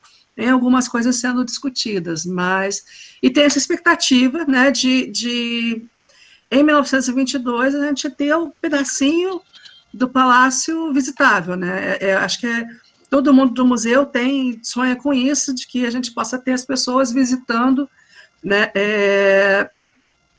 pelo menos um segmento pequeno, um pequeno pedaço de exposição, o que for, mas para as pessoas poderem voltar, né, a essa relação com o palácio, né, por toda a importância histórica que ele tem, mas também com o palácio enquanto um elemento, né, do próprio museu, né? Eu costumava brincar com isso, né? O acervo número 1 do museu é o palácio, né, que nos recebeu, né, lá no final do século XIX, e que a gente tem que, né, cuidar dele com todo carinho. Eu vou voltar também para uma questão que eu esqueci, exatamente isso que estava tentando lembrar, da pergunta do Paulo, pelo seguinte: a gente fala muito em visitação, mas é importante lembrar, e acho que essa pandemia tem mostrado um pouco essa face mais cruel da nossa sociedade, dos excluídos, né? A gente tem uma quantidade de pessoas que são excluídas dos processos culturais muito grande. Vou dar um exemplo muito, muito claro. O Museu Nacional, ele foi objeto, né, ele foi tema de enredo da Imperatriz Leopoldinense no ano de seu centenário. E nós fizemos uma visita, né, às crianças, né, a ala mirim e a velha guarda da escola fez uma visita ao museu. A gente abriu num domingo, eu acho que foi um domingo, especialmente para isso, né, e a quantidade de pessoas da escola que dizia que nunca tinha entrado no museu era estarrecedora.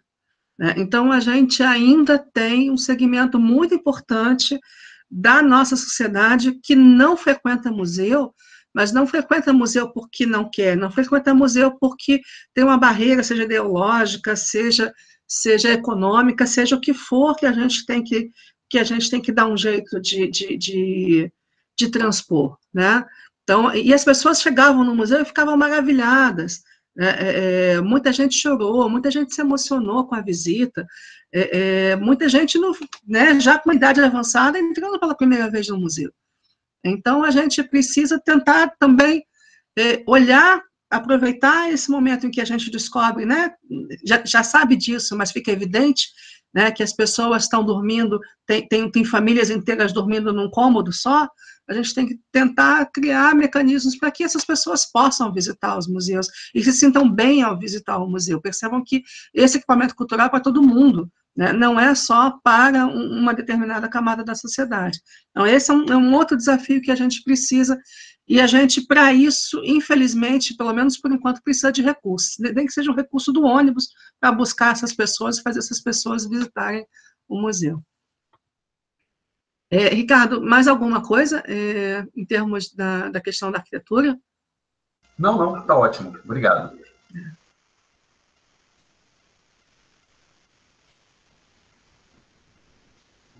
Damasceno e depois Alexandre. Gente, inscrições aqui pelo chat, tá?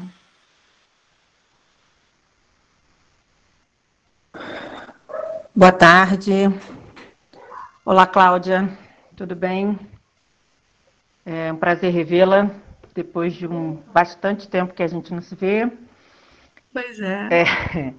Então, as minhas perguntas, eu não sei, pode ter me passado, né, em algum momento da sua fala, mas assim, se você pudesse falar um pouco sobre esse novo modelo, quer dizer, são dois pontos que eu acho importantes, quer dizer, um novo modelo de governança, né, que a instituição traz, que eu acho que isso vai ser a partir disso, né, que foi anunciado, que eu acho que é um ponto importante, né, o que você pode falar disso, e se você acha que dentro desse processo, quer dizer, não do próprio resgate e do que você vê a partir disso, se a característica de departamentalização da instituição, se você consegue ver uma certa diluição disso para o estabelecimento dessas gestões e governanças de propostas, que sempre foi uma coisa de embates, né, vamos dizer assim, da instituição, uma marca de decisões, vamos dizer assim, né, muito departamentais e visões diferenciadas de cada departamento. Não sei se ficou confuso. Sabrina, eu não tinha te visto ainda, bom te ver.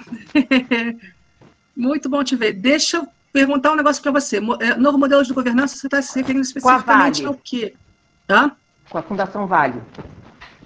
Eu não acompanho muito esses detalhes, né? Porque assim, eu acabo enfiada em outras questões. Mas eu vou puxar pela outra questão que é do departamento, os dos departamentos, que eu acho que essa é uma questão que eu tenho pelo menos uma experiência em relação a também. Isso. Acho que assim, a gente tem vários movimentos, né? Uma coisa importante você foi do museu, você sabe que nem sempre a gente consegue implementar as coisas exatamente como imagina, como espera, nesse momento, em função, acho que, do incêndio, nós temos várias coisas acontecendo ao mesmo tempo. Discussão temos uma comissão de coleções ativa, essas pessoas trabalhando finalmente, né, no regimento, trabalhando no plano museológico. Nós temos uma expectativa de ter um documento geral sobre acervos, coisas que às vezes eram muito difíceis, né? Inclusive por essa questão departamental, né? O museu é um museu de história natural e ciências antropológicas, então ele é um museu extremamente diverso, com rotinas extremamente diversas, atua como instituição de ciência, como instituição de ensino, né? Então, tem vários interesses ao mesmo tempo sendo colocados, como em todos os museus universitários, né?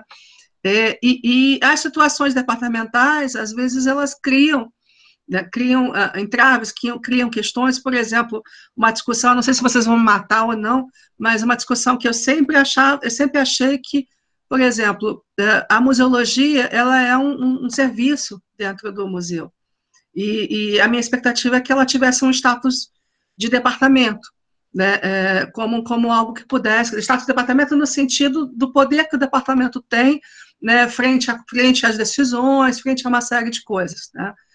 Tem vários entraves em relação a isso, inclusive a própria LDB, por uma série de questões, né? Já que o museu, e essa é uma questão importante, o museu não tem um curso de museologia, né?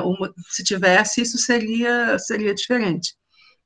Mas a gente tem mudado um pouquinho, Sabrina, essa perspectiva, até porque uma coisa importante é que o corpo técnico vem ganhando uma proeminência cada vez maior, né? Antes de eu sair, a gente conseguiu fechar um cargo muito importante, que é o cargo geral é tecnólogo, né? Toda a universidade tem, mas / gerente de coleções, especificamente para poder atender as coleções, né? Então, eram pessoas que, não é mais né, pessoas que vão pensar, né, pensar o gerenciamento dessas coleções. Isso demorou anos de discussão interna e discussão externa com a própria universidade para que a gente tivesse esta possibilidade. Então, hoje a gente tem esse cargo, essas pessoas estão discutindo políticas de coleção, então a gente tem avançado um pouco para além das discussões dos departamentos e para as questões que a gente tem, porque a gente, não sei como é que é em outros museus, mas às vezes a gente tem alguns conflitos de competência e decisão, né, porque os especialistas, eles possuem cargos técnicos, e todas as instâncias decisórias da universidade, de qualquer universidade, elas têm que compor 70% de docentes. Então, às vezes, a gente tem questões técnicas importantes que precisam ser capitaneadas, eventualmente, por docentes, que há uma questão, digamos assim, política aí maior, que nem sempre funciona, né? Então, assim, acho que a gente está avançando, Sabrina, desde na época que você estava lá para agora, mas ainda acho que precisamos criar outros mecanismos, porque as competências técnicas, elas precisam ter uma voz ativa, extremamente ativa, no que concerne a proteção aos acervos, às exposições, a uma série de coisas. Isso está andando, né? Mas ainda não consigo vislumbrar. Eu gostaria muito que a gente mudasse de estrutura, de departamento para alguma outra coisa, mas acho que isso não virá tão cedo, mas talvez a gente consiga fazer essa transposição a partir de algumas percepções que a gente tem claramente, né, da importância do detalhe, do olhar. A gente tem que olhar, talvez, o museu como um hospital, né? O hospital universitário, ele tem médicos que não são professores, mas que são absolutamente importantes para o funcionamento do hospital. E acho que a gente tem que olhar os museus assim, dessa forma também. Não sei se vão brigar comigo por causa disso, mas é o que eu penso. Não, eu quero te escrever uma nota de louvor para poder mandar, se puder, repetindo o que você falou. Não faça isso. Vai aumentar o número de pessoas que não gostam de mim. Não. Então tá bom, querida. Obrigada. Alexandre. Boa tarde, professora Cláudia e os demais. Eu vou pegar o gancho, na verdade, a partir de várias questões aí que foram abordadas pelos colegas e os outros professores, né? Principalmente no que diz respeito ao distanciamento entre o público e essas instituições, vamos dizer assim, patrimônio, né, educativas. A gente fala muito em locais, espaços que são fechados, no sentido de você ter que se transladar até o local, né? E às vezes eu que estou estudando arqueologia aqui no Piauí, mas sou de São Paulo, vejo que nesse processo de deslocamento a gente tem uma barreira que não basta só o museu ou as políticas ou o contato com as escolas, mas modelos ocupacionais de espaços públicos, né? E aí me veio na cabeça, eu que particularmente tenho interesse pela bioarqueologia, pensei comigo, como é que eu poderia, por exemplo, fazer uma ciência da rua, uma ciência popular, uma arqueologia itinerante, né, para tentar construir maneiras das pessoas se sentirem que aquilo pertence a elas, né? Porque você achar que algo é importante é uma coisa, agora você ter o sentimento de pertencimento, de que aquilo faz parte de você, é um diferencial mais que significativo, né? Então eu queria ouvir, né, da senhora, se você já pensou essas estratégias de ação de transporte da ciência, né, principalmente da nossa área, para a rua. Obrigado. Bom, eu acho que essa é a pergunta de 100 milhões, viu? Obrigada, Carlos, só para me tirar dessa saia justa, porque é difícil responder isso. Já pensei, obviamente, nisso. Tenho resposta para isso? Não, tenho várias tentativas, né? Uma questão importante, e aí não é uma questão de museu, e aí é uma questão de quem faz ciência, seja no museu, seja na universidade, seja no laboratório, na empresa, é popularização, divulgação daquilo que a gente faz, né? Especialmente para nós, que somos servidores públicos, isso é bem claro, né? A gente precisa colocar para as pessoas o que a gente faz, a gente precisa explicar o que a gente faz, e a gente precisa deixar claro que o que a gente faz não é só porque a gente gosta, porque a gente quer, a gente faz isso para os outros. É uma questão aí, às vezes, muito complicada, né? Quem trabalha com arqueologia, ou com ciências correlatas, com certeza está fazendo o que quer, né? Está fazendo o que quer, tem o privilégio de fazer o que gosta, né? Quem trabalha com ciência, principalmente, tem o privilégio de fazer o que gosta. E às vezes a gente esquece, né, que esse privilégio, do outro lado dele, tem um dever, né, que é, especialmente se o seu financiamento é público, que é dar o retorno, né, para quem te proporcionou essa possibilidade, né. Então, quando a gente fala na universidade, né, o tripé ensino, pesquisa e extensão, isso não é trivial, né? Isso está extensão, comunicação, vou comunicar, vou fazer um livrinho, vou fazer isso. É mais do que isso, né? Achar essa chave é muito difícil, mas a gente tem que tentar o tempo todo, sempre que puder e sempre que a gente encontrar caminhos, né? No caso, por exemplo, da bioarqueologia, por exemplo, eu tenho está parado agora por enquanto, né? Mas tem um projeto que a gente chama de Ciência até os Ossos, né? Que é um projeto de divulgação do que a gente pode fazer com material esquelético, a gente fala de arqueologia, a gente fala de um monte de coisa. Já teve a presença física em feira, sempre que a gente pode, a gente vai, já teve no Facebook. Quando acabar essa confusão toda de resgate e tudo, a gente deve voltar para isso, né? Mas é um pouco isso, acho que cada um de nós, se cada pessoa que trabalha com patrimônio conseguir fazer, né, alguma coisa para o público, e se cada um de nós conseguir tocar uma pessoa só, a gente consegue um monte de gente para o nosso lado, a gente vai ter um monte de gente interessada em alguma coisa, né? Então, eu não tenho uma resposta para você, que não tentar, né? A gente tem que, o tempo todo, em bioarqueologia está um pouco mais difícil, porque a gente tem que começar a pensar hoje, né? Tem que tirar um pouquinho a nossa visão, às vezes, extremamente científica sobre os remanescentes humanos, considerar uma série de coisas ligadas, né, à identidade, às pessoas, aos temas sensíveis, mas mesmo assim a gente consegue fazer muita coisa, né, interessante para todo tipo de público.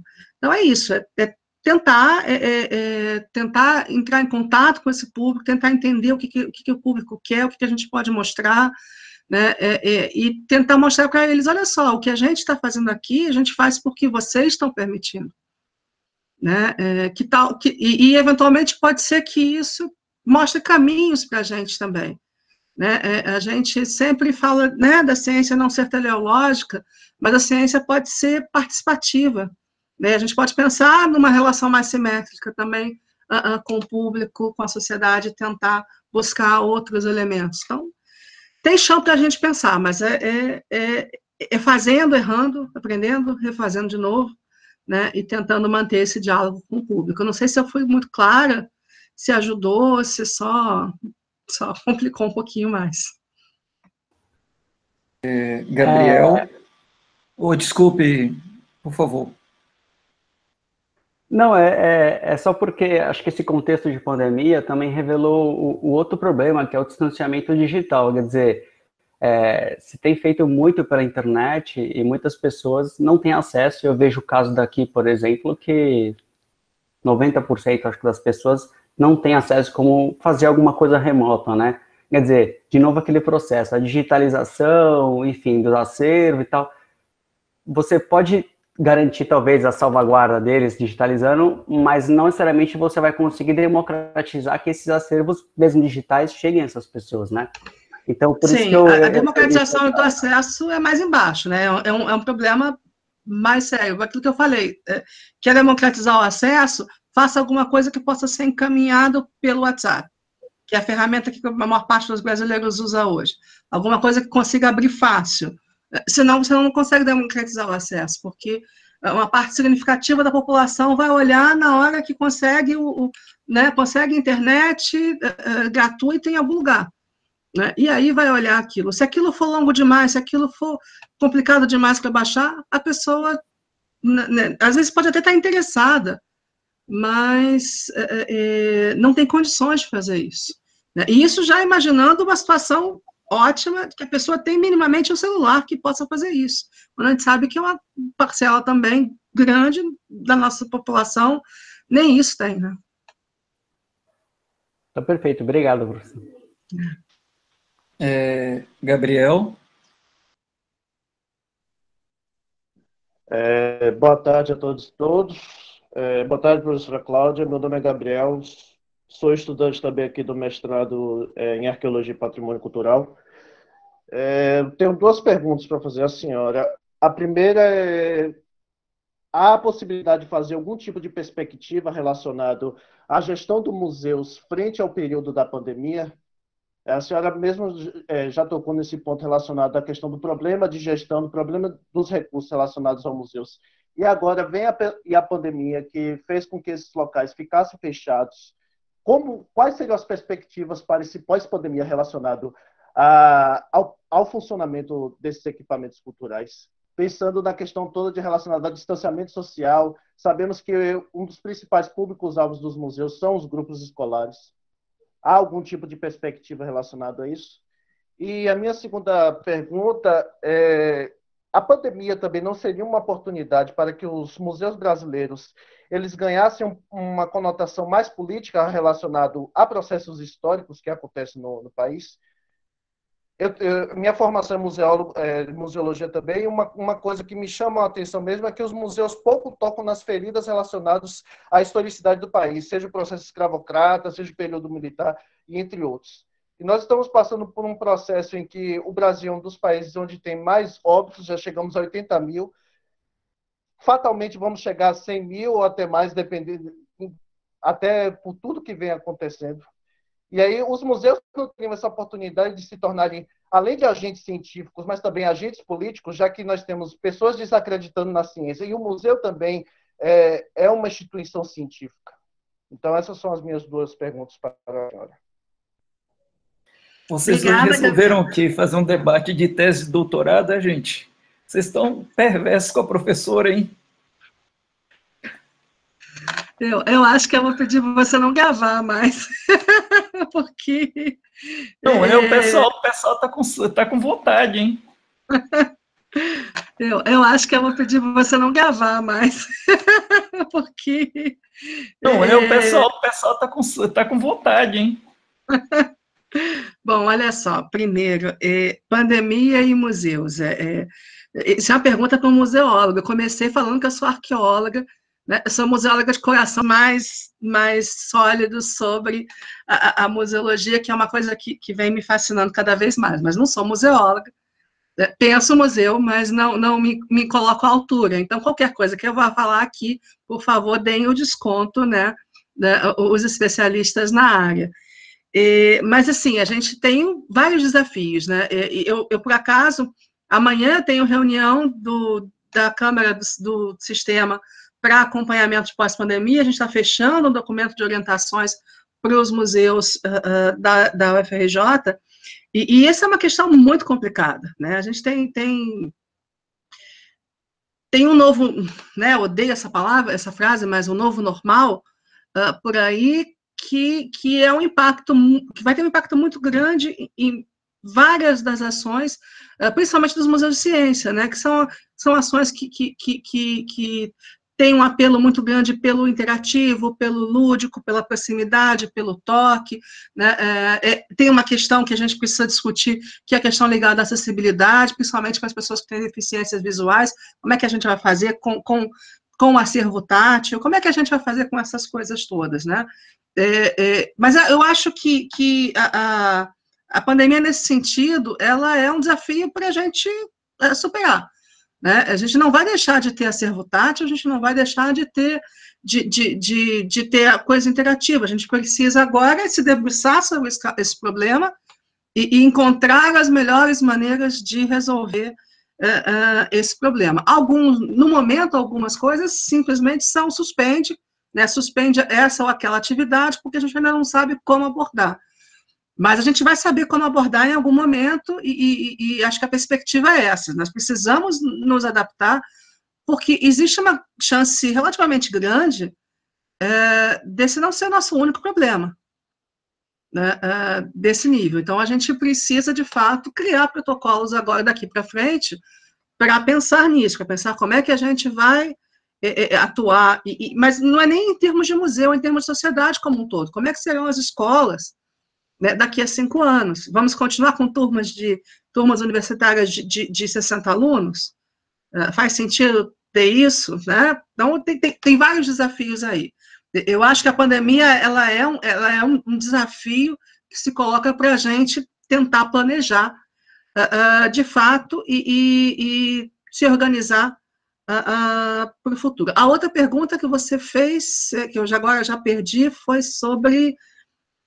você pode repetir para mim? Sim, repito.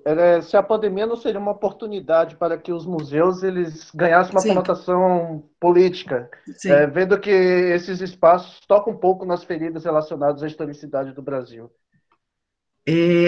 Sim, eu acho que a questão não é nem exatamente a pandemia, mas acho que os últimos acontecimentos, né, que tem a ver com a Terra plana, né, com as mudanças de perspectiva e manifestações cada vez um pouco mais complicadas, eu acho que a gente, de fato, precisa pensar, né, uma frase já comum na museologia: museus para quê, museus para quem, né?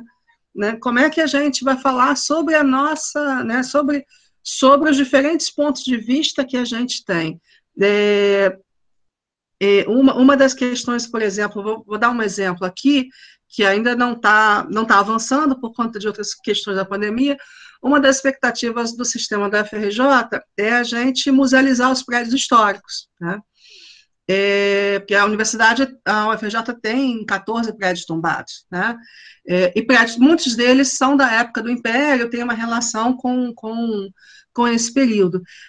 E, é claro, tem uma história ligada ao Império, mas também a gente está querendo tentar discutir com historiadores, com colegas, com pessoas, de forma que, por exemplo, essa história ela não seja apenas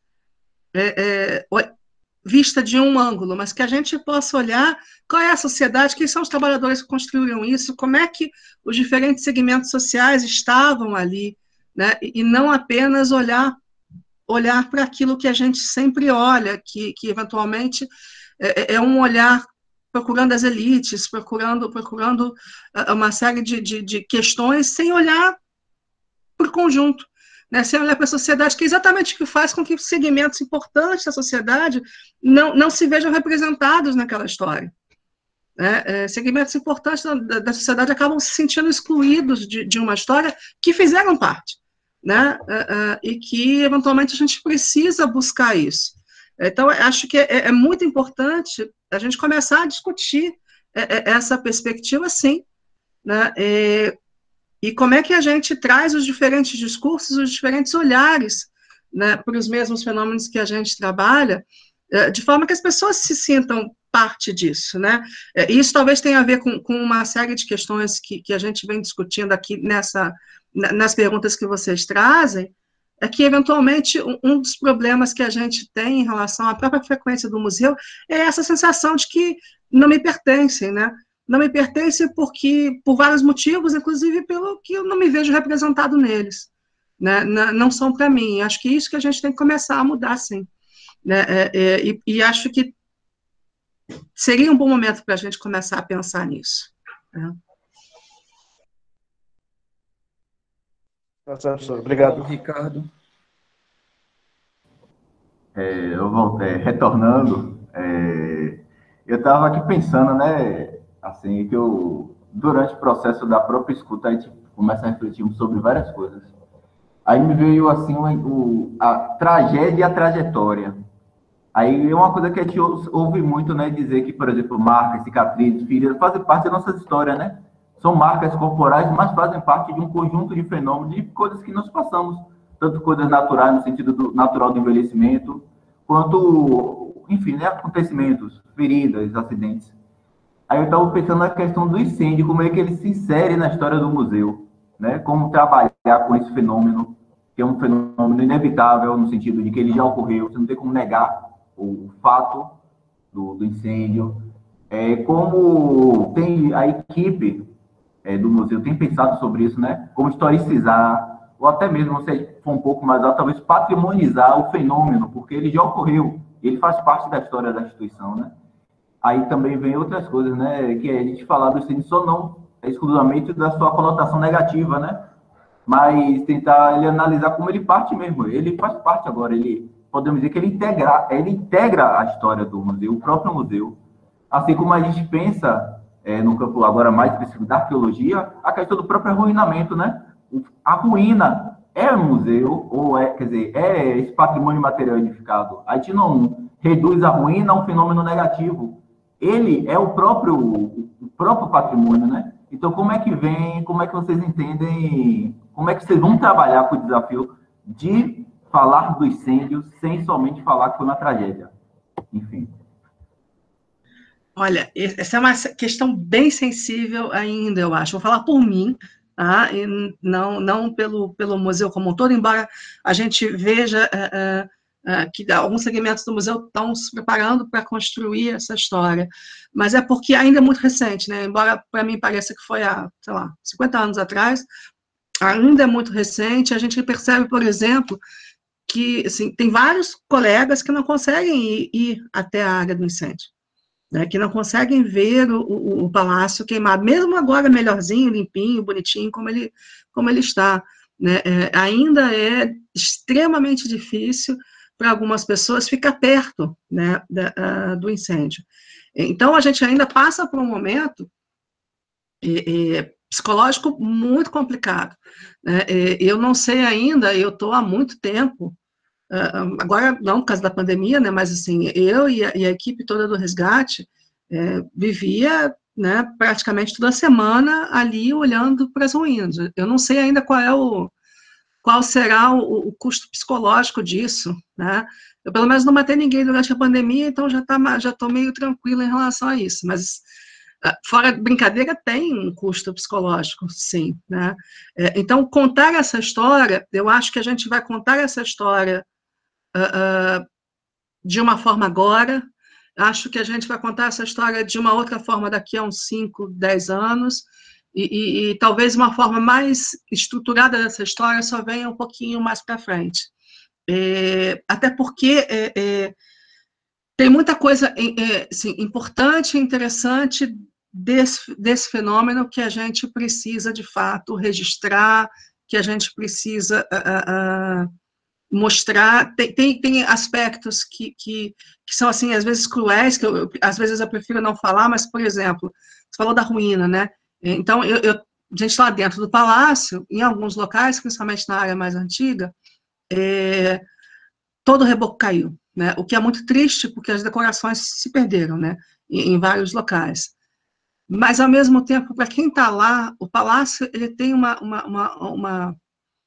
é difícil explicar. O palácio, ele não só parece vivo, como ele tem uma beleza ainda muito grande, mesmo naquele estado. Mas é uma coisa que eu evito de falar, porque as pessoas podem interpretar errado. Ah, não, você acha bonito ele do jeito que está, você acha bonito depois do incêndio. É difícil, porque assim, aquilo ali era, né, era a minha segunda casa. Né? Então, a minha segunda casa, quebrada, queimada, só metade dela vai continuar sendo, né, algo, né, que me afeta emocionalmente, algo pelo qual eu tenho carinho. Então, ainda é muito difícil pensar sobre isso. E vou te dizer por quê. Porque logo no início, logo depois do incêndio, um colega fez uma publicação, falou que o museu deveria ser deixado como está, como ruína, para lembrar as pessoas sobre, né, o descaso com o patrimônio, etc., etc. E na mesma hora, várias pessoas, eu inclusive, né, fomos muito reativos, né, negativamente a isso, que a gente tem que voltar. Então, na verdade, ainda tem um turbilhão de emoções nessa situação. Né? Ao mesmo tempo que a gente não vai negar, não pode negar, porque, afinal, a perda é irreparável, e isso é parte, né, da construção da instituição e, eventualmente, da comunidade que lida com acervos, com patrimônio, né? O reerguimento do Museu Nacional, assim como, né, a recuperação também do Museu de História Natural da UFMG, de todos os museus que queimaram, são elementos absolutamente importantes, né, para mostrar que o patrimônio continua, que os acervos continuam, e que ainda é importante, né, lutar por eles. Mas como isso vai ser feito, eu acho que a forma final ainda não está claramente definida, não. Tem vários caminhos que eu poderia apontar, mas nenhum deles seria isento de emoção. Então, acho que talvez pelo menos daqui a uns 5 anos, a gente vai conseguir falar melhor, né, achar os melhores discursos para essa trajetória. E, com certeza, à medida que o tempo vai se afastando, isso vai sendo aprimorado, né, porque essa carga também emotiva vai diminuindo. Mas, assim, o incêndio não pode ser esquecido, não pode ser deixado de lado, né, da sua parte de tragédia, mas também da sua parte de recuperação, e principalmente, eu acho que daquilo que ela ensina, né, daquilo que o incêndio ensina. Tem várias questões, inclusive ligadas à conservação, à transformação de elementos, que a gente precisa registrar e precisa deixar também como legado de produção de conhecimento sobre esse incêndio. Eu só queria fazer um acréscimo.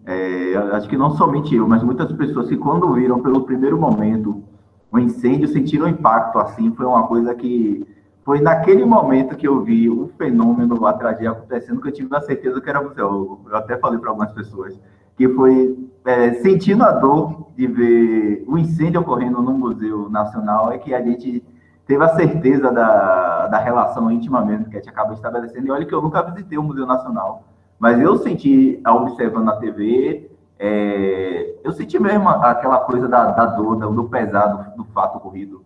Então, acho que é nesses momentos, inclusive, que a gente acaba até mesmo construindo laços até de constituições que nem sequer a gente havia conhecido, né, fisicamente.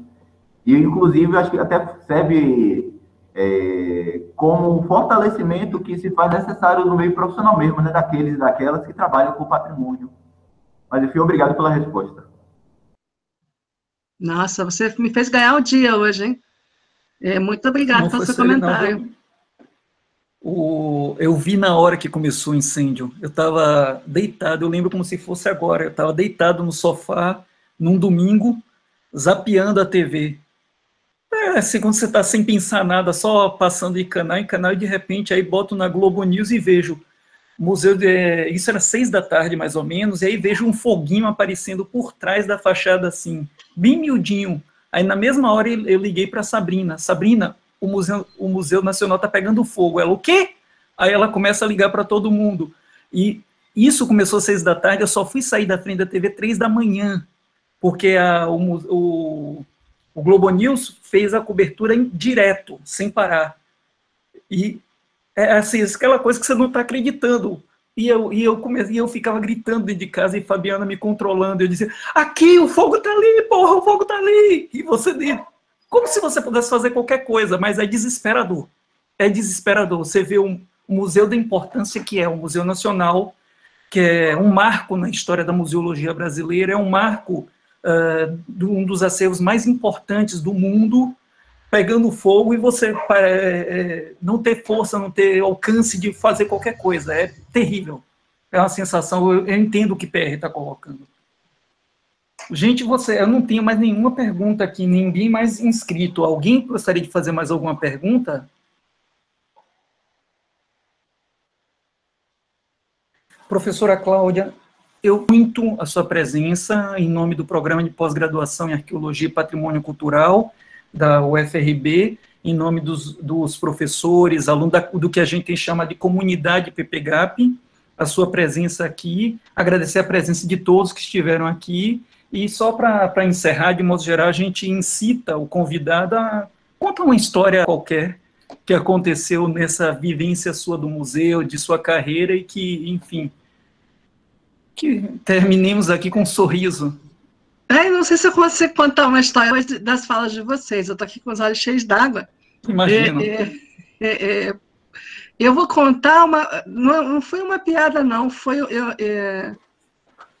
uma situação inusitada, porque, assim, agora todo tipo de dano ao patrimônio, para nós, dói, assim...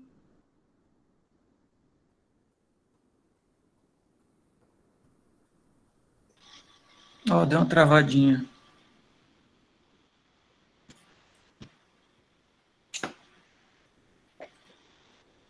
Vocês estão me ouvindo? Todo perda do patrimônio dói assim, parou nessa fase. Dói muito qualquer imagem de incêndio. Outro dia queimou uma igreja, já não me lembro mais aonde. Eu sei que, acho que a gente fica sempre ressabiado, sempre num estado assim de traumático, acho que permanente, né? Isso não vai passar. E aconteceu uma coisa assim, eu caí no riso, mas foi um riso de nervoso, quando eu estava no resgate, estava entrando ali na área da Copa, onde a gente fica, e o pessoal falou, não, Notre Dame está queimando. Aí eu não acreditei, né? Como assim, né? Notre Dame queimar. Aí me mostraram, né, as imagens, e a única coisa que eu consegui falar, depois eu desabei num riso de nervoso, que depois acabou em lágrimas, foi, salvem o Corcunda, né, salvem o Corcunda, que não tinha absolutamente nada a ver, mas foi a única escape mental que a minha cabeça fez na hora, né, do tipo, de novo, né, como assim, né, como, e há pouco tempo teve a imagem de novo, né, daquela, da grande, de um dos pedaços dos pináculos caindo, né, eu vi há pouco tempo de novo, e a gente fica sempre, sempre aterrador, que é uma coisa que nunca sai, né, mas na hora o que a mente fez foi isso, né, foi brincar com buscar a única coisa que era nonsense para tentar escapar, né, da dor de ver aquilo acontecendo de novo. Mas acho que eu tenho esperança, porque, assim, Notre Dame está sendo reconstruído, o museu vai ser reconstruído, o museu da UFMG vai ser reconstruído também, né, e a gente vai continuar fazendo pesquisa, vai continuar produzindo acervo, né, e a gente tem que lutar para garantir condições, né, de segurança e de respeito, principalmente, né, mais que segurança para os acervos. Eu queria agradecer a vocês muito pelas perguntas, olha, perguntas bem difíceis, né? Espero que eu tenha ajudado ao debate aí futuro, mas e dizer que para mim foi um prazer estar aqui. Eu queria que vocês abrissem os microfones e aplaudissem a professora.